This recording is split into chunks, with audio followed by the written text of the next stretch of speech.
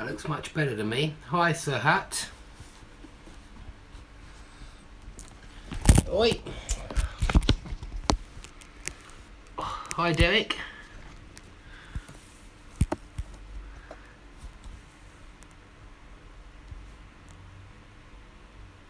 Hi, Estefania. Oh, hi, Anna. Another student. Hi, Anna. How are you doing?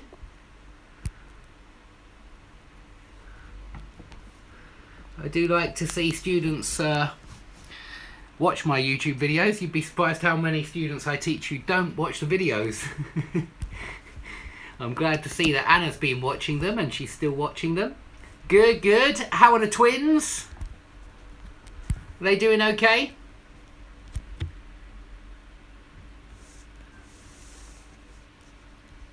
Busy life? Are they getting on well in their new school? Good. I hope they're settling in, because I know it's hard when you're dealing with schools. You know, some schools seem to work for the kids and some schools don't seem to go down so well. Okay, let me try and put this on my computer.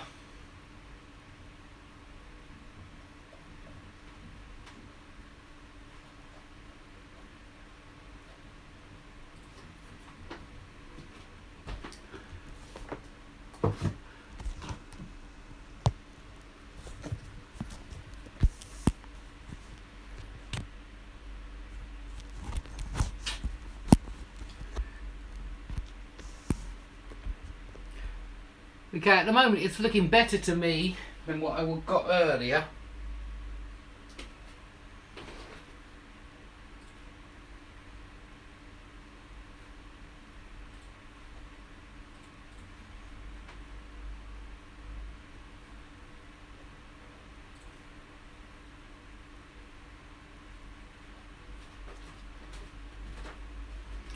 I don't understand.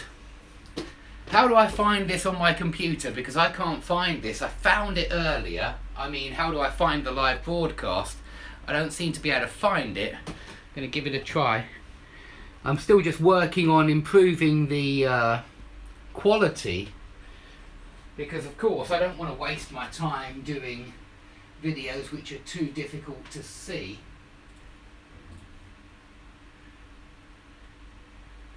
Okay, got it.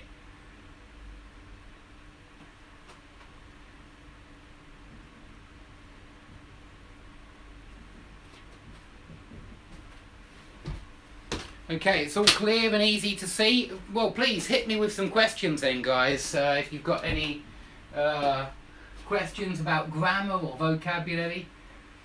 This is just a test. I'm going to keep doing tests until I get things right.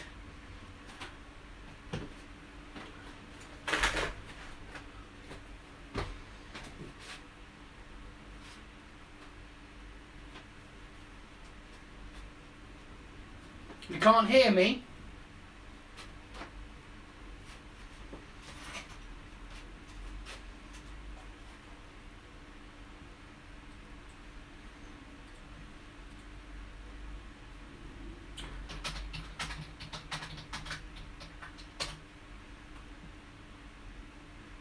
I can even hear me typing.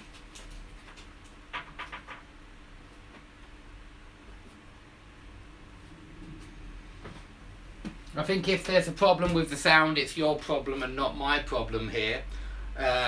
Really, I'm interested in the board, especially the writing, if you can see the writing. So feel free to ask me a good question.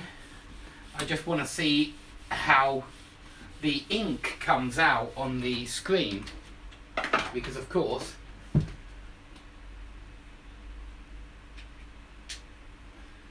yeah, I agree, Juliana. Let's get started. So let's start with a question, because I don't have common mistakes ready for you at the moment. I just wanted to start with some kind of questions and just do we'll practice just some grammar or vocab depending on what you want to learn or what you want to know about. Let me see. You can only see my shoulders, that's true. I understand you want to see my face as well. That's very nice. Well,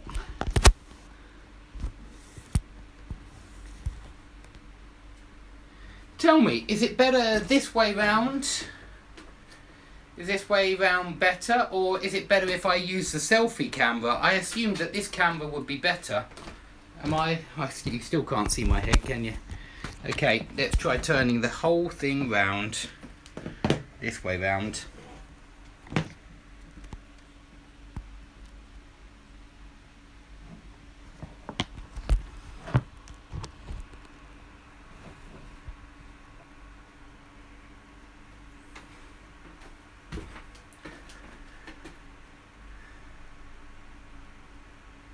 Okay, hopefully that's okay. It's a little bit. Probably next time I'll try and make the camera higher because it looks like you're coming from the bottom.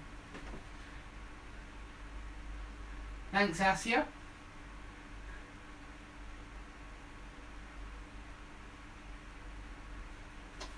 Yeah, it is a new phone. I tried to get an iPhone. I have got an iPhone. It's an iPhone SE. To try and make live videos and make it all easy so I can just plug in the phone and go for it. But nothing's ever easy, and there's a lot of wires that I have to plug into my iPhone to get the Ethernet connection. And it's still a pain to try and get a decent picture for all of you guys, for the viewers. Better just check that Tanya hasn't turned up, because I thought I was having a lesson with Tanya. Привет, Palova. Still, nobody's asking me any questions, guys, so there's not much I can do on the board until you ask me some questions. So please, when you're ready, ask me some questions. Let's turn it a little bit round like this. No, that's the wrong way.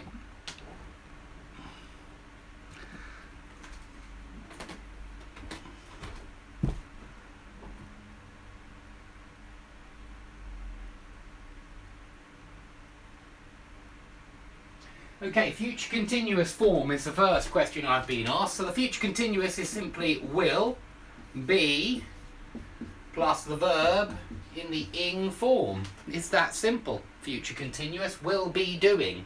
And we use it for moments in the future which are unfinished. So it's very similar to present continuous and past continuous. Any continuous tense, present continuous, past continuous, future continuous, they all mean in the middle of. That's what they mean. They mean exactly that. So when you say, I am doing my homework, you mean I am in the middle of doing my homework. And when you say next week on Friday at 8 o'clock, I will be watching the 8 o'clock news, you mean I will be in the middle of watching the 8 o'clock news. So all continuous tenses, it doesn't matter if we're talking about future continuous, which is this one, or past continuous, which is was or were plus ing, was doing, were doing, or present continuous, which is am, is, or are plus ing. All continuous tenses, present, future and past, and I'm not talking about perfect tenses here, I'm just talking about continuous. All continuous tenses mean in the middle of. And there's not really much else that you need to know. There are some signal words which can warn you that you need past continuous. The signal words for past continuous would be something like while. Yeah, he rang me while I was reading the newspaper, or I met her while I was sunbathing on the beach. Yeah, while is a very important signal word for past continuous. At the moment, or now, is a very important signal word for present continuous. And it's because when you say these two words, you mean you're going to be in the middle of something when you say now. So at the moment, I am teaching you. I am in the middle of teaching you about continuous tenses. But also if I say now I am teaching you. I'm in the middle of teaching you about continuous tenses.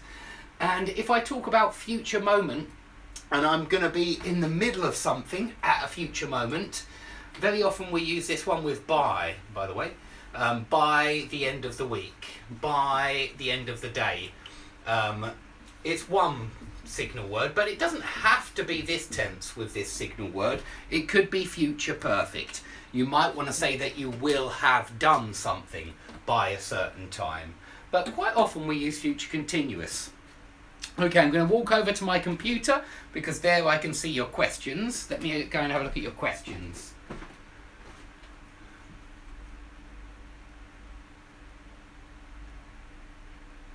Okay, why can't we say two informations? Because information is uncountable. Okay, you can't count water. You can't say 2 waters, 3 waters. It doesn't make any sense. You can't count the word money. You can count coins and notes, of course you can. But you can't say 2 monies, 3 monies, 4 monies. And so you can't count information either.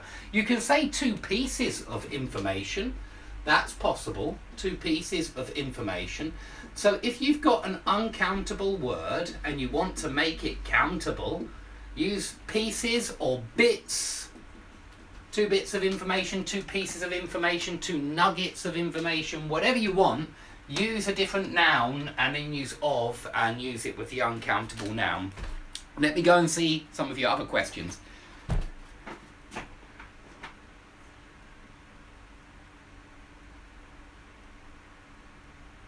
Okay, next question I can see is how to split verbs with adverbs. We don't split verbs with adverbs, so I don't really understand that. We could split maybe a phrasal verb or something like that with an adverb. No, in fact we don't even split phrasal verbs with adverbs, so I'm not sure what you mean. Okay. What is the difference between a subordinate clause and a small clause? Well, I'm afraid I have never heard of a small clause. Maybe you can tell me what a small clause is. In my opinion, there's just 2 types. There are more types, but there are 2 main types of clause. Let's say there are 2 really important types of clause, and they are independent or main clause and dependent or subordinate clause. And the only difference between them is that independent clause you can use and put a full stop there and it's a full sentence. It's a complete thought. That's what a lot of people describe it as, a complete thought. You don't need any other information. You can put a full stop there and a capital letter and it's a complete thought in itself. A subordinate clause is something like, if it is sunny. That's a clause. Sorry, I'm not writing it high enough, am I? Let me find my board rubber or something similar. So, a sentence like, or a clause, not a sentence because it's not a sentence. A clause like, if it is sunny, is subordinate. You should be able to sense that that is incomplete. That's why I put the ellipsis there. It's incomplete, yeah? If it is sunny, what? It's not a complete thought. It's just half a thought. And so that's a subordinate clause. The same with something else like, although I... Yeah, let's write this one up as well. Although I paid yesterday. Now I hope you can see that that is not finished.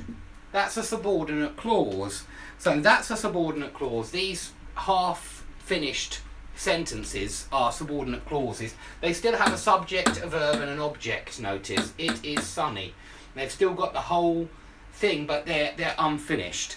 They very often start with a subordinating conjunction, like if or although or because. There are many others. Let me go and check your questions.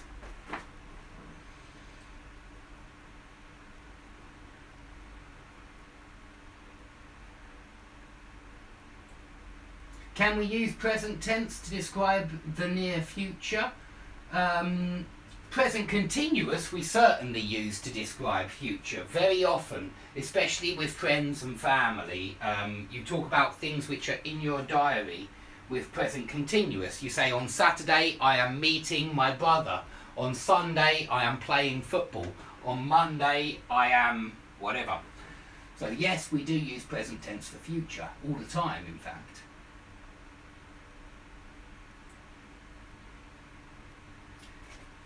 Yeah, you can split infinitives, that's true. There's nothing wrong with splitting infinitives. You can split 2 plus infinitive. Generally I try and avoid it, but sometimes it's necessary, otherwise you lose meaning. And so, yeah, I don't like this idea that you can't split infinitives. It's the kind of idea that was very popular a long time ago, and grammar teachers would often say you cannot split an infinitive, but people always do. And so putting an adverb between 2 plus infinitive, to boldly go, is the one which I remember, which is from Star Trek, to boldly go where no man has ever gone before. Very often we do split infinitives in speech, and I don't think it's considered a mistake anymore. So if you want to split an infinitive, please do. But be careful, sometimes it will sound unnatural if you just throw anything in there. Generally, I try and keep 2 plus infinitive together, if possible.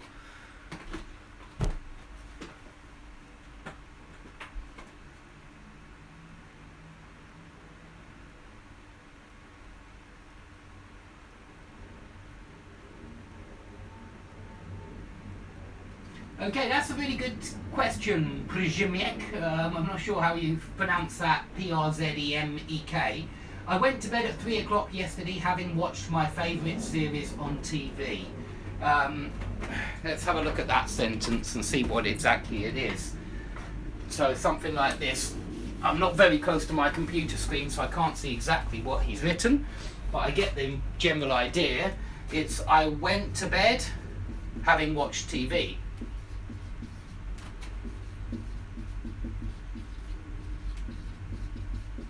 Just check that that's what he's put. I went to bed having watched, TV. What kind of grammar or tense, having watched TV? Well, technically, this is a participle. Having watched is a perfect participle. In another lesson, I have said that this is a perfect gerund, and I've tried to explain in the previous 2 videos why gerunds and participles are very easy to mix up. But technically speaking, this is a participle. And it's a participle because it's an adjective which is modifying a noun. And it's an adjective which is modifying a noun because it modifies that one. There. Not bed, which is why I would put a comma in here. I went to bed, comma, having watched TV. I put the comma in because it's not the bed which watched TV, it's me which watched TV. So I would definitely put a comma in there. I went to bed is the main clause, and having watched TV is the subordinate clause. And this is a participle clause. It always modifies a noun, and so you've got to work out which noun it modifies. And when a participle clause comes second, if it modifies a noun further back in the sentence, use a comma. If it modifies this noun, then you don't need a comma. For example, I'll give you another participle clause. Something like this. And I wouldn't do it with a perfect participle, really. No, I'll try to. Let me try and think. Is it possible to use a perfect participle?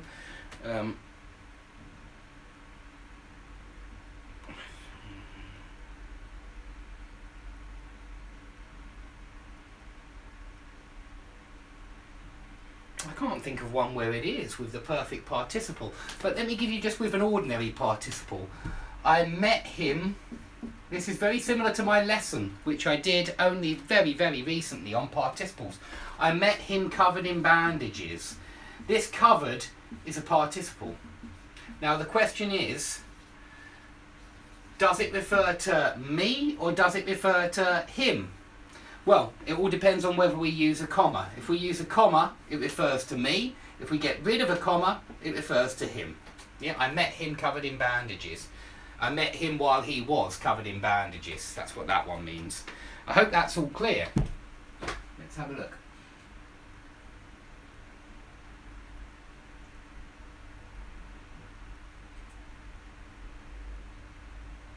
That's right, yeah, you don't usually use, somebody just asked, we use a comma when the subordinate clause comes first. Do we still need a comma when it comes second? Well, That's what I'm describing here. If it comes second, you only need a comma if it refers to the noun which is further back in the sentence. If it refers to this noun here, I met him covered in bandages, if you mean he was covered in bandages, then you don't need a comma. But if you mean I was covered in bandages, then you do need a comma. I hope that's clear. Watch the previous lesson that I did about participles and commas, because I think I make it a lot clearer in that lesson.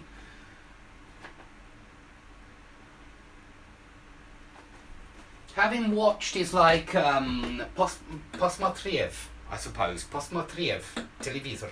Having watched, yeah, it means you have already watched it. It's very similar to the Russian participle posмотрев. I think it's posмотрев, televisor.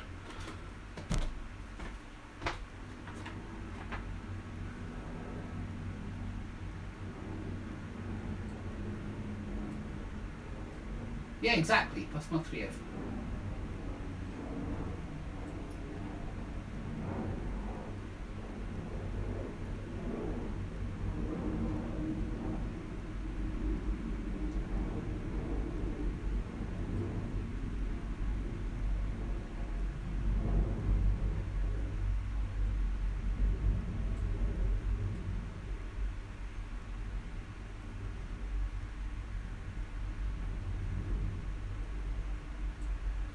Okay, if there's no other questions, I've got a lesson coming soon anyway, so I ought to, do this lesson. But I was just interested in how easy it is to see at the moment, how good the quality is.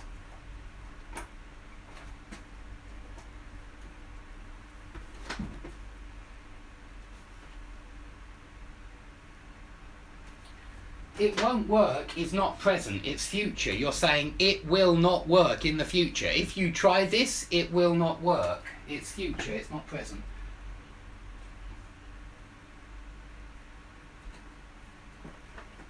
Yeah, as far as I can see, perfect gerunds and perfect participles are always just the Russian perfective verb with a v on the end. And so if you want to know what having done or having read, it is simply прочитав газету, having read the newspaper, я пошел на работу, I went to work.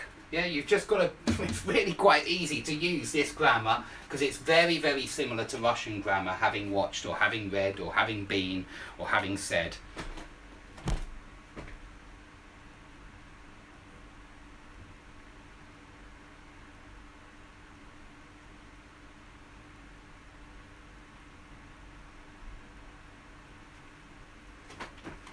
Utmost just means, if you say I did my utmost to complete my homework, it just means I did my best to complete my homework. I did as much as I could possibly do to complete my homework. And so if you say I hope you will do your utmost to complete this task, it just means I hope you will do everything you can to complete the task. So to do your very best is to do your utmost. To do everything you can is to do your utmost. But please go to the dictionary and you'll find hundreds of other examples. And if you just type in utmost on Google, you'll be able to find thousands of sentences where you can see utmost being used in different ways. So there's lots of things you can do to find out the meanings of these words.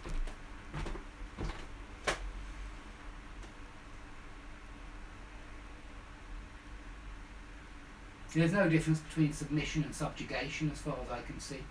But they are used in different circumstances. Again, please use a dictionary for the finer nuances of meaning between two or three words. The difference between like and as is a long one. It's a good question because it's something which I can actually sum up pretty quickly. So let's get started. I have done a video on like and as though, so you could start by watching that. But just to update that video a little bit, the general idea is this: as is job or function. Okay? Now, for example, I work as a teacher. But I could also say, I use this plate as an ashtray.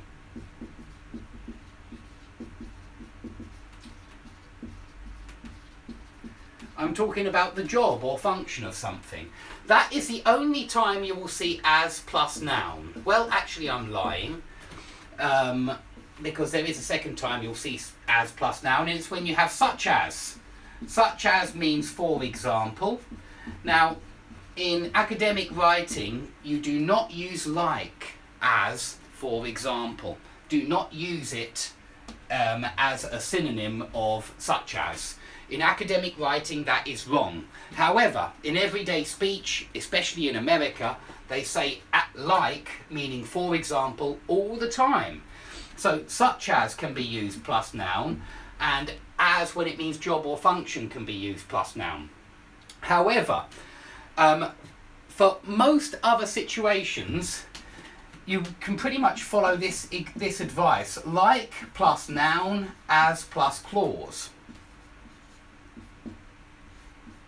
Okay, don't use a clause after like, and don't use a noun after as, unless it falls into number 1 or number 2.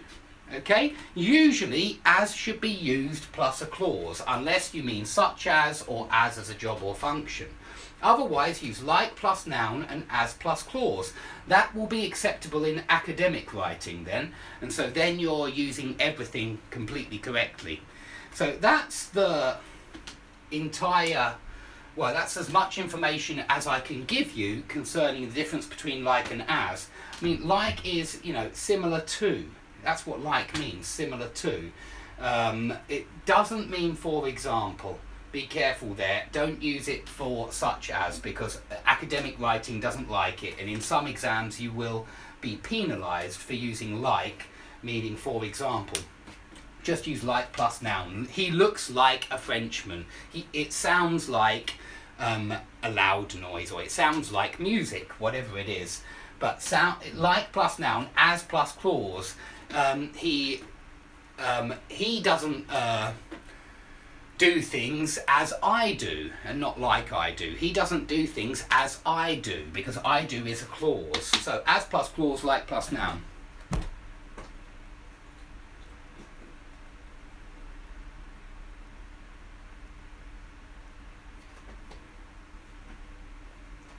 Okay, well, we'll stop there then. I don't know if I'm going to do a video about the election tomorrow. I still haven't decided if I'm going to bother voting. It's a strange time that we live in where, let's be honest, there's not much on TV that we can really trust or believe. There's a lot of complete rubbish in the newspapers. None of it makes any sense. And so I'm not sure I'm going to actually vote in tomorrow's election. I don't see any candidates that really have interested me, and even the independent candidates in this area have really disappointed me by putting some literature through my door, some leaflets, some brochures, with all sorts of English mistakes littered throughout the whole paragraph, and I can't vote for someone who makes that many mistakes in English. I would be prepared to overlook their mistakes if they had some good policies, but they're not very exciting to people to vote for. I'm not interested really, so I think I might well give the election tomorrow a miss, because I don't see how it's going to make any difference. Anyway, thanks everyone for watching, and I hope to see you all soon.